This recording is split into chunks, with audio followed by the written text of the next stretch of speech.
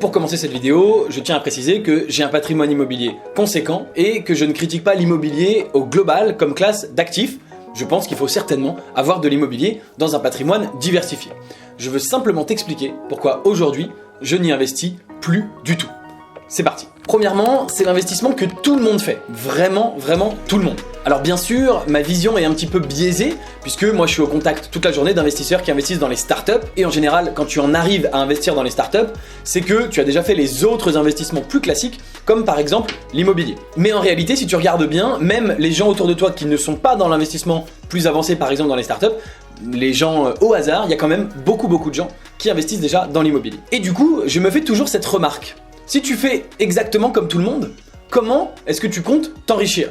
Et très honnêtement, je n'ai pas tout à fait résolu ce paradoxe parce que, effectivement, si tu fais de l'immobilier, même si tu fais comme tout le monde, tu vas quand même t'enrichir. Mais n'oublie pas que l'enrichissement, il est relatif. Si demain, tu te mets à gagner 1 million par an, ce que je te souhaite, mais que finalement, toute la population française, tous les gens autour de toi se mettent à gagner, eux, 10 millions par an, eh bien, tu seras le plus pauvre de ce nouveau monde, même avec ton million. Donc, en réalité, tu vas t'enrichir avec l'immobilier, mais tu vas pas t'enrichir plus vite que les autres. Si tu veux t'enrichir plus vite que les autres, il faut, a priori, faire des choses que les autres ne font pas. Par exemple, investir dans les startups.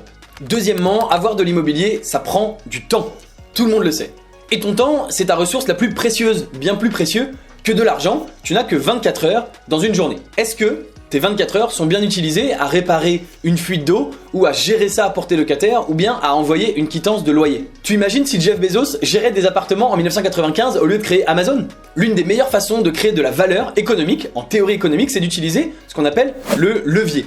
Et il y a 3 types de leviers: financier, humain et technologique. Le levier financier, c'est ce que tu fais en empruntant. Ça, tu le fais déjà dans l'immobilier.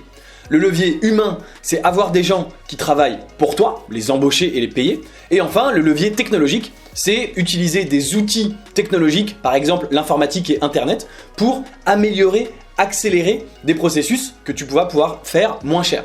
Pour l'immobilier, tu as donc déjà le levier financier, il faudrait rajouter un petit peu de technologie, c'est en train d'arriver, mais il faudrait surtout rajouter du levier humain, c'est-à-dire finalement, puisque tu n'as que 24 heures dans une journée pour t'occuper de tous les problèmes immobiliers, payer des gens qui s'en occupent pour toi. Ça s'appelle finalement déléguer ou sous-traiter.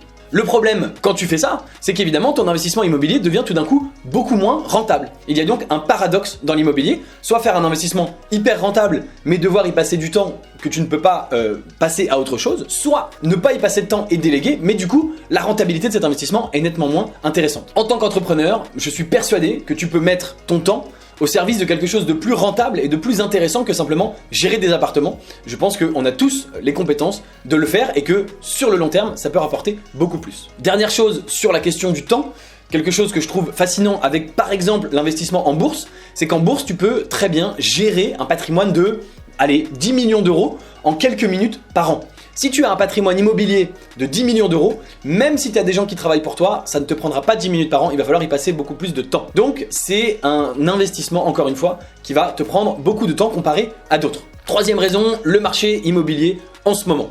Tu sais sûrement, une demande sur 2 de prêt immobilier est refusée en France en ce moment. Les taux d'intérêt ont beaucoup augmenté et donc de moins en moins de personnes veulent emprunter et veulent acheter. Mathématiquement, par le phénomène d'offre et de demande, ça devrait faire baisser les prix. Alors d'ailleurs, par rapport à ce que je disais au début de cette vidéo en disant qu'il ne faut pas faire comme tout le monde, eh bien ça voudrait dire que potentiellement ce serait maintenant le moment d'acheter et pas ces 3 dernières années quand tout le monde achetait. Donc tu vois que je suis capable de voir la faiblesse de mon propre argument, mais pour autant, il y a un gros problème, c'est que jusqu'à aujourd'hui, les prix se sont à peu près maintenus, malgré la forte hausse des taux d'intérêt. Et donc, qu'est-ce qui nous dit qu'ils vont pas se casser la figure dans les années qui viennent ? Évidemment, tu sais que je n'ai pas de boule de cristal et que je n'aime pas faire des prédictions sur l'avenir, mais ceci dit, moi je suis pas hyper rassuré. Quatrième point, l'antifragilité. Alors, avoir de la dette, c'est bien, puisque si tu rembourses ta dette, grâce à l'effet de levier, tu t'enrichis. Mais il y a un petit problème quand on a de la dette, c'est que si demain, pour une raison X ou Y, tu peux plus rembourser, tu vas avoir de sérieux problèmes. Alors tu vas me répondre, si je peux plus rembourser, au pire, je vends mon bien immobilier et je rembourse le prêt avec ça.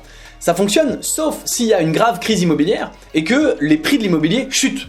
Et donc si tu as emprunté 1 million d'euros, mais que tu n'es capable que de revendre 500 000, même s'il te restait 700 000 à rembourser, Tu revends 500 000, il reste toujours 700 moins 500, 200 000, et c'est toi, personnellement, qui va devoir rembourser cette différence. Sachant que, si on est en période de crise immobilière, plus personne ne veut acheter, et donc t'es même pas tout à fait assuré de pouvoir vendre ton bien quand tu le souhaites. Comme ton bien ne se vend pas, tu vas devoir encore baisser les prix pour le vendre encore plus rapidement, moins cher. C'est la spirale infernale. Warren Buffett ne s'est jamais endetté pour cette raison-là. Il explique que l'une des meilleures façons de faire fortune, c'est de ne jamais repasser par la case 0. On appelle ça être wiped out. Puisque, tu le sais, dans l'investissement, c'est le temps long et les intérêts composés qui vont faire que tu vas gagner de l'argent, eh bien, c'est très très embêtant à un moment, à 30, 40, 50 ans, de repasser à zéro puisque tu perds tout ce que tu as accumulé depuis ces années, depuis ces décennies. Autrement dit, tu peux avoir 10 millions d'immobilier aujourd'hui, si tu repars à zéro dans 10 ans, ça sert à rien. Et donc, notre ami Warren Buffett, eh bien, il n'est jamais repassé par zéro, contrairement à des dizaines et des dizaines d'investisseurs de sa génération, dont tout le monde ignore le nom aujourd'hui, pour cette raison précisément. Le monde dans lequel on vit est extrêmement imprévisible et le cerveau humain a tendance à l'ignorer.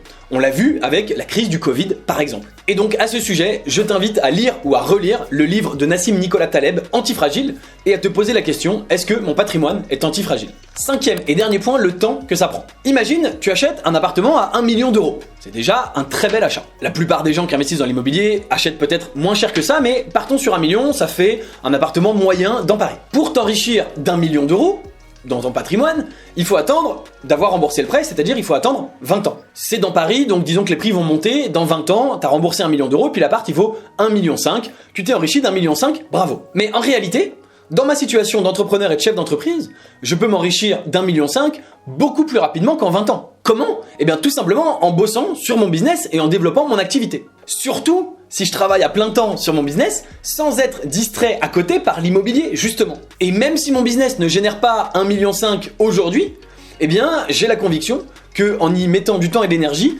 je peux réussir à générer une telle somme beaucoup plus rapidement qu'en 20 ans. Bien sûr, la situation est différente si tu es salarié, mais tu peux même créer un business à côté de ton job. Alors attention, maintenant que j'ai dit tout ça, personnellement je n'ai pas choisi pour le moment de vendre les biens immobiliers que j'avais achetés, puisque on en a parlé, maintenant que j'ai obtenu les crédits et que j'ai fait du levier, il vaut mieux attendre la fin du remboursement des crédits pour éventuellement revendre, en tout cas je verrai à ce moment-là. D'autant plus que j'ai beaucoup travaillé pour justement déléguer et automatiser et me libérer du temps, quitte à sacrifier une petite partie de la rentabilité. Et donc maintenant que tout est en place et que tout fonctionne sans moi, j'ai intérêt à laisser ça tourner. Pour autant, j'essaye d'avoir suffisamment d'argent de côté pour pouvoir rembourser tous les crédits instantanément si j'en avais besoin pour justement devenir antifragile. Et si tu es d'accord avec moi qu'il faut faire des investissements différents de tout le monde pour vraiment s'enrichir, eh bien j'ai quelque chose pour toi. C'est mes critères d'investissement précis et mis à jour qui m'ont permis d'investir 33 millions de dollars dans les startups qui valent aujourd'hui 49 millions.